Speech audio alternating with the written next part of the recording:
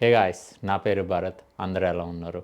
టాపిక్లోకి వచ్చేస్తే last 1 year నుంచి యూఎస్కి ఇంకా కెనడాకి బాండింగ్ అనేది చాలా డిస్టర్బ్ అయింది. ఎప్పుడైతే ట్రంప్ గారు పవర్లోకి వచ్చారో ఈ రెండు కంట్రీల మధ్య బాండింగ్ నియర్లీ 150 ఇయర్స్ హిస్టరీ ఉంది. బట్ ట్రంప్ గారు ఎప్పుడైతే కెనడాని మేము 51st స్టేట్ కింద యాడ్ చేసుకోవాలనుకుంటున్నాం అని ఒక కాంట్రవర్షియల్ స్టేట్మెంట్ చెప్పారో అప్పటి నుంచి ఈ టూ కంట్రీస్ మధ్య బాండింగ్ కంప్లీట్గా డిస్టర్బ్ అయింది. సో కెనడా ఏం డిసైడ్ అయిందంటే it's better to be independent and they started opening their arms to other countries as well. So రీసెంట్గా Canadian prime minister Mark Carney గారు చైనాకి విజిట్ చేశారు. విజిట్ చేసి obviously republic of Chinese president Xi Jinping గారిని అయితే కలిసి ఒక trade అగ్రిమెంట్కి అయితే వచ్చారు.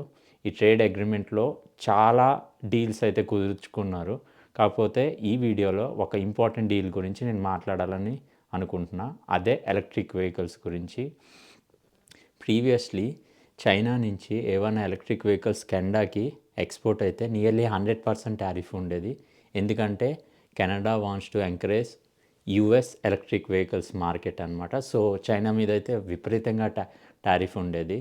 బట్ ఈ ట్రేడ్ డీల్ తర్వాత 100% టారిఫ్ అనేది నియర్లీ 6.1%కి తగ్గించారు.